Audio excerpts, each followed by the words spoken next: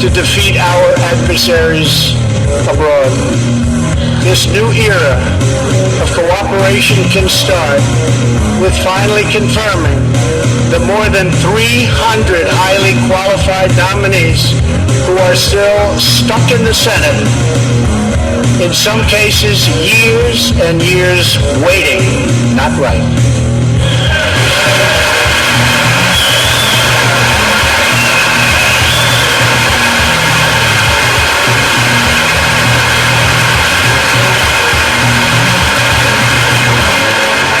The Senate has failed to act on these nominations, which is unfair to the nominees and very unfair to our country.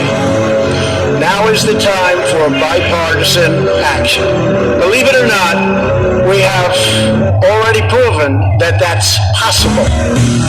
In the last Congress, both parties came together to pass unprecedented legislation to confront the opioid crisis, a sweeping new farm bill, historic VA reforms, and after 4 decades of rejection, we passed VA accountability so that we can finally terminate those who mistreat our wonderful veterans.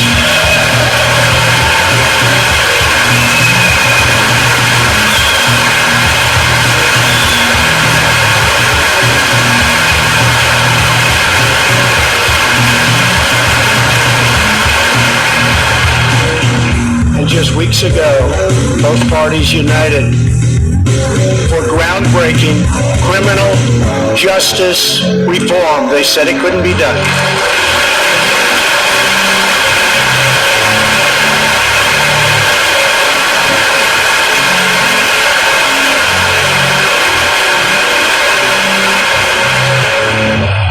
Last year, I heard through friends the story of Alice Johnson. I was deeply moved. In 1997, Alice was sentenced to life in prison as a first-time nonviolent drug offender. Over the next 22 years, she became a prison minister, inspiring others to choose a better path. She had a big impact on that prison population and far beyond. Alice's story underscores the disparities and unfairness that can exist in criminal sentencing and the need to remedy this total injustice. She served almost that 22 years and had expected to be in prison for the remainder of her life. In June, I commuted Alice's sentence. When I saw Alice's beautiful family greet her at the prison gates, hugging and kissing and crying and laughing, I knew I did something right. Alice is with us tonight, and she is a terrific woman. Terrific. Alice, please.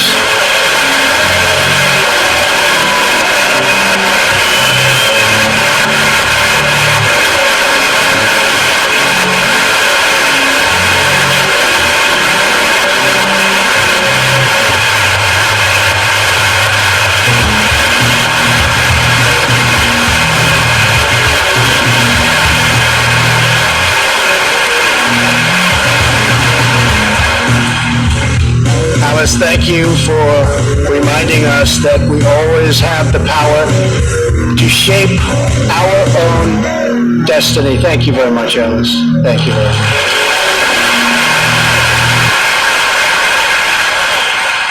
Inspired by stories like Alice's, my administration worked closely with members of both parties to sign the First Step Act into law.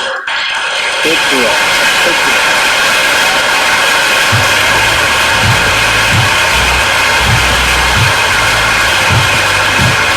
This legislation reformed sentencing laws that have wrongly and disproportionately harmed the African American community.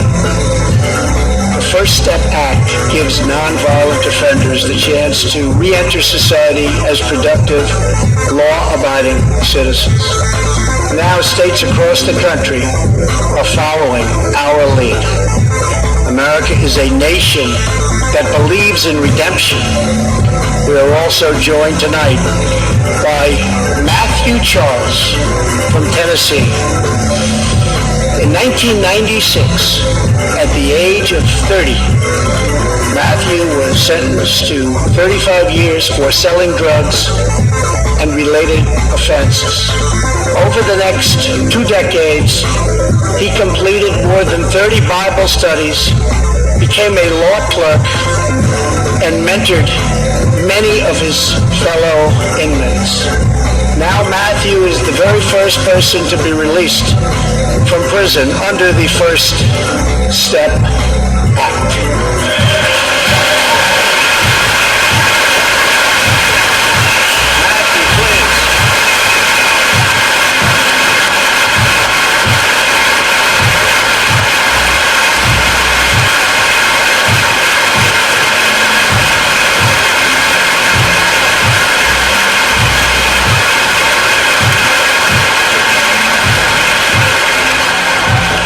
Thank you, Matthew. Welcome home.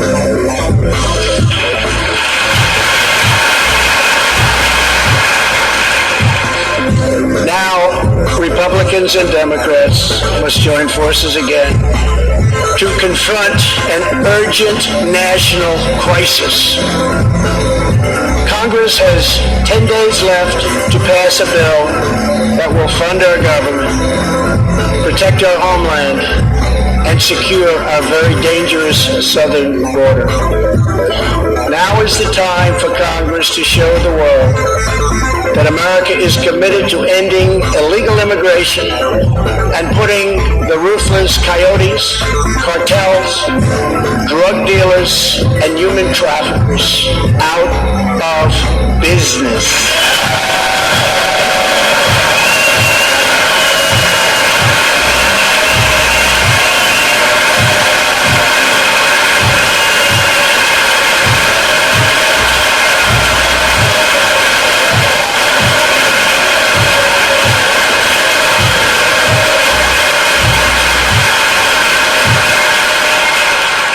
As we speak, large, organized caravans are on the march to the United States.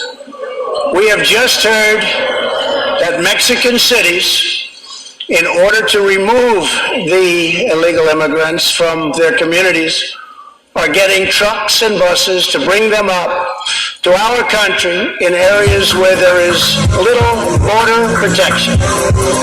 I have ordered another 3,750 troops to our southern border to prepare for this tremendous onslaught. This is a moral issue. The lawless state of our southern border is a threat to the safety, security, and financial well-being of all Americans. We have a moral duty to create an immigration system that protects the lives and jobs of our citizens. This includes our obligation to the millions of immigrants living here today who followed the rules and respected our laws. Legal immigrants enrich our nation and strengthen our society in countless ways.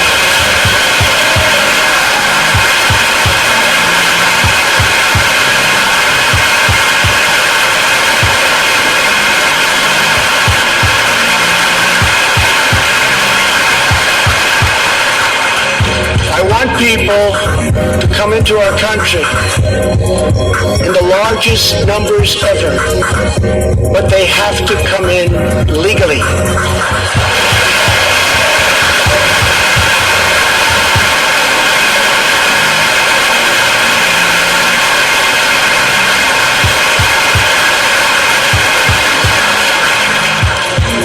Tonight I am asking you to defend our very dangerous southern border out of love and devotion to our fellow citizens and to our country.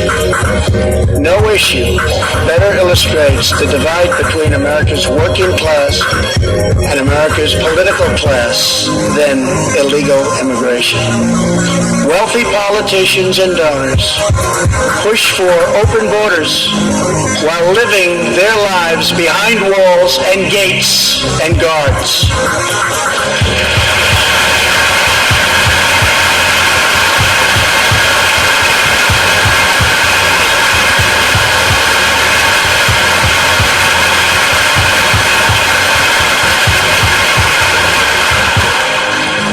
Meanwhile, working-class Americans are left to pay the price for mass illegal immigration. Reduced jobs, lower wages, overburdened schools, hospitals that are so crowded you can't get in, increased crime, and a depleted social safety net. Tolerance for illegal immigration is not compassionate. It is actually very cruel.